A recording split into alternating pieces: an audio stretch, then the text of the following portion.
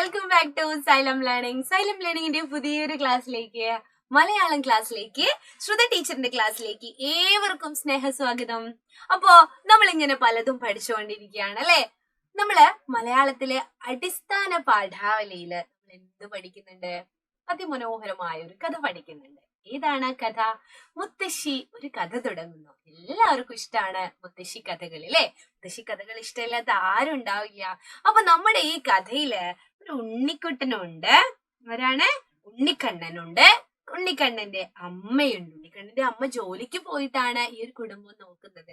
പിന്നെ അവിടെ കാത് ശരിക്ക് കേൾക്കാത്ത, ചെവി ശരിക്ക് കേൾക്കില്ല, കണ്ണിന് കാഴ്ചക്കുറവുള്ള, കഥകൾ ഒരുപാട് പറഞ്ഞു കൊടുക്കുന്ന ഒരു മുത്തശ്ശിയുണ്ട്.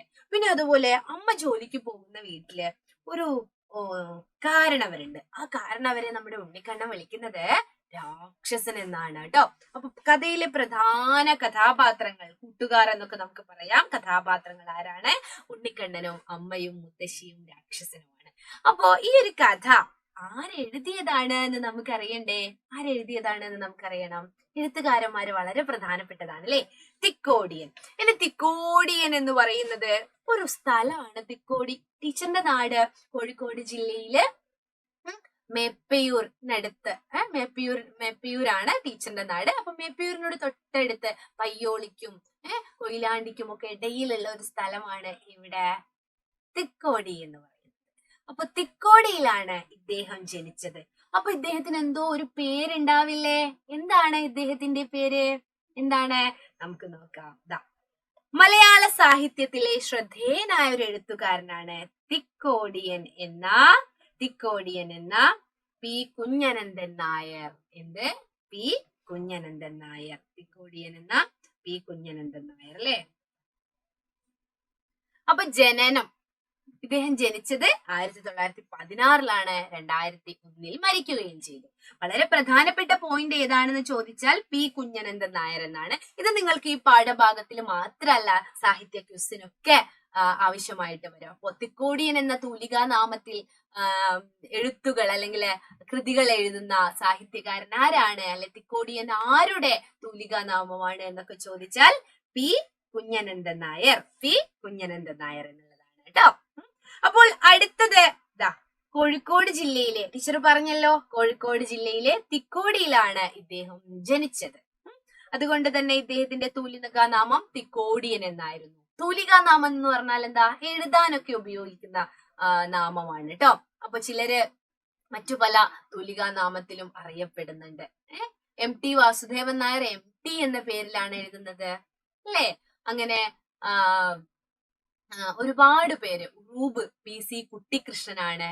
അതുപോലെ ഇദ്ദേഹം എഴുതുന്നത് തിക്കോടിയൻ എന്ന പേരിലാണ് കേട്ടോ. അപ്പൊ ഇങ്ങനെ ഒരു പേരിട്ടത് ആരാണെന്ന് നിങ്ങൾക്കറിയോ? നമ്മുടെ മലയാളത്തിൽ ഒരു ഹാസ്യ സാഹിത്യകാരനുണ്ട്. അദ്ദേഹത്തിന്റെ പേരാണ് സഞ്ജയൻ എന്ന് പറയുന്നത്. സഞ്ജയനാണ് എന്ത് ഇദ്ദേഹത്തിന്റെ പേര് തിക്കോടിയൻ എന്ന് നൽകിയത് കേട്ടോ. അദ്ദേഹത്തിന് പേരിട്ടത്, അതായത് തൂലികാ നാമം തിക്കോടിയൻ എന്ന് നൽകിയത് ആരാണ്? സഞ്ജയനാണ്. അദ്ദേഹം പറഞ്ഞിട്ടുണ്ടാവും എന്നാണ് തിക്കോടിയൻ എന്ന പേരിൽ എഴുതി തുടങ്ങും എന്ന്. ഇദ്ദേഹം മലയാള നാടക പ്രസ്ഥാനത്തിന് കരുത്തുറ്റ സംഭാവനകൾ നൽകിയ നാടകകൃത്താണ്. ആര്?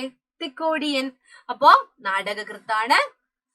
ഇദ്ദേഹത്തിന്റെ തൂലികാ നാമമാണ് തിക്കോടിയൻ. പി കുഞ്ഞനന്ദൻ നായർ എന്നാണ് യഥാർത്ഥ പേര്. പേരിട്ടത് സഞ്ജയനാണ്. പിന്നെയോ ഒരുപാട് കൃതികള് നമ്മള് പഠിക്കേണ്ടതായിട്ടുണ്ട്. പ്രസവിക്കാത്ത അമ്മ, പുതുപ്പണം കോട്ട, യാഗശില, അശ്വഹൃദയം, ചുവന്ന കടൽ, പഴശ്ശിയുടെ പടവാൾ, പിന്നെ പുഷ്പവൃഷ്ടി, ഒരേ കുടുംബം, ജീവിതം എന്നിവയൊക്കെ ഇദ്ദേഹത്തിന്റെ പ്രധാനപ്പെട്ട കൃതികളാണ്. അതിലും വളരെ വളരെ വളരെ പ്രധാനപ്പെട്ട ഒന്നാണ് ഏത്? അരങ്ങു കാണാത്ത നടൻ. അരങ്ങു കാണാത്ത നടൻ ആരുടെ ആത്മകഥയാണ് എന്ന് ചോദിച്ചാൽ അത് തിക്കോടിയൻ. മക്കളെ, സാഹിത്യ ക്വിസിനും ഒക്കെ ആവശ്യം വരുന്ന ഒരു കാര്യമാണ് കേട്ടോ. തിക്കോടിയൻ അല്ലെങ്കിൽ പി കുഞ്ഞനന്ദൻ നായർ, രണ്ടും എഴുതിയാലും നിങ്ങൾക്ക് ശരിയായിരിക്കും.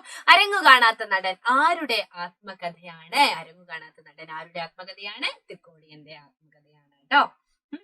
ഇനി ഇദ്ദേഹത്തിന് നിരവധി പുരസ്കാരങ്ങൾ കിട്ടിയിട്ടുണ്ട്. കേന്ദ്ര സാഹിത്യ അക്കാദമി അവാർഡ് ഉണ്ട്, കേരള സാഹിത്യ അക്കാദമി അവാർഡ് ഉണ്ട്, Vayalar award, Kerala state film തിരക്കഥ അവാർഡ്, ഉത്തരായണം എന്ന് പറയുന്ന ആ ഒരു കഥയ്ക്ക് അല്ലെ കേരള സ്റ്റേറ്റ് ഫിലിം തിരക്കഥ അവാർഡ്, അതൊരു തിരക്കഥയാണ്.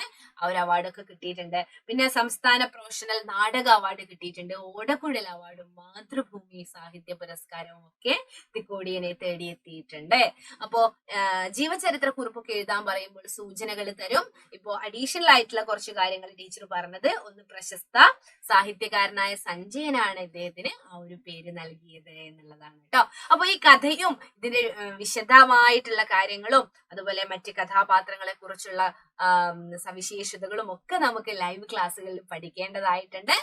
അപ്പോ നിങ്ങൾ എന്ത് ചെയ്യാ, ലൈവ് ക്ലാസ് കൃത്യമായിട്ട് കാണാൻ വാട്സപ്പ് കമ്മ്യൂണിറ്റി ഗ്രൂപ്പിൽ ജോയിൻ ചെയ്യാം. നമ്മുടെ 5ാം ക്ലാസ്സിലെ മിടുക്കന്മാരും മിടുക്കികളെയും വേണ്ടിയിട്ട് നമ്മുടെ സൈലം ഒരുക്കുന്ന ഒരു ബാച്ചാണ് പ്രത്യു ബാച്ച് എന്ന് പറയുന്നത്. അപ്പൊ താഴെ നമ്പർ ഉണ്ട്, ആ ഒരു നമ്പറിലേക്ക് വിളിച്ചു കഴിഞ്ഞാൽ നിങ്ങൾക്ക് ആ ഒരു ബാച്ചിൽ ജോയിൻ ചെയ്യാൻ പറ്റും. ഒരു വർഷത്തേക്ക് വളരെ കുറഞ്ഞ ഫീസേ ഉള്ളൂ.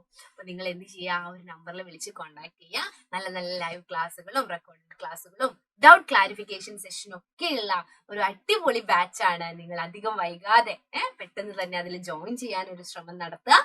ഓക്കെ, അപ്പൊ അടുത്ത ക്ലാസ്സിൽ കാണാം. അതുവരേക്കും